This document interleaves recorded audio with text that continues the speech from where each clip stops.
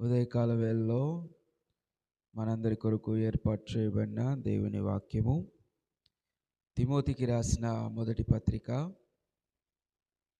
4వ అధ్యాయము.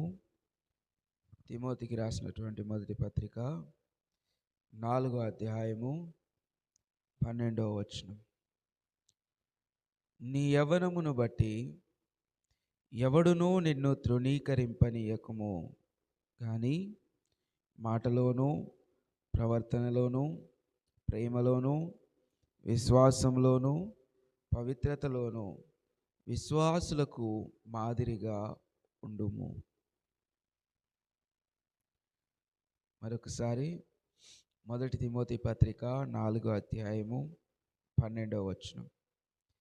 నీ యవ్వనమును బట్టి ఎవడునూ నిన్ను తృణీకరింపనీయకుము, కానీ మాటలోను, ప్రవర్తనలోను, ప్రేమలోను, విశ్వాసంలోను, పవిత్రతలోను విశ్వాసులకు మాదిరిగా ఉండుము.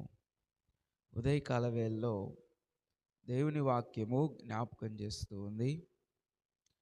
మాటలోను, ప్రవర్తనలోను, ప్రేమలోను, విశ్వాసంలోను, పవిత్రతలోను విశ్వాసులకు మాదిరిగా ఉండుమని జ్ఞాపకం చేస్తూ ఉన్నాను. నిజంగా మన మాటను, మన ప్రవర్తనను, మనం చూపించే ప్రేమను, దేవుని యందు మనం కనపరిచే విశ్వాసమును, మనముండే పవిత్రతను జాగ్రత్తగా ఒకసారి మనం ఆలోచన చేసుకోవాలి.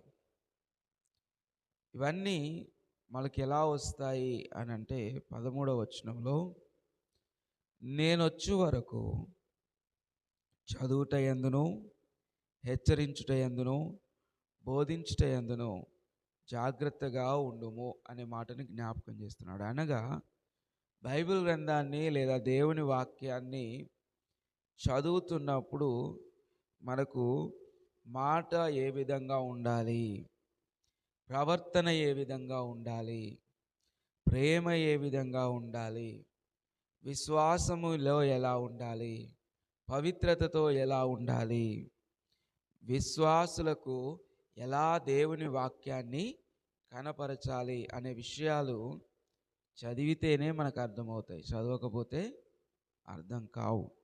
అందుకే ఇక్కడ అంటున్నాడు, ఇవన్నీ విషయాలు మనం చదవాలి, చదివి ఇవన్నీ మనం తెలుసుకోవాలి. ఎందుకనంటే మన మాటను బట్టి, మన ప్రవర్తనను బట్టి, మన విషయాలను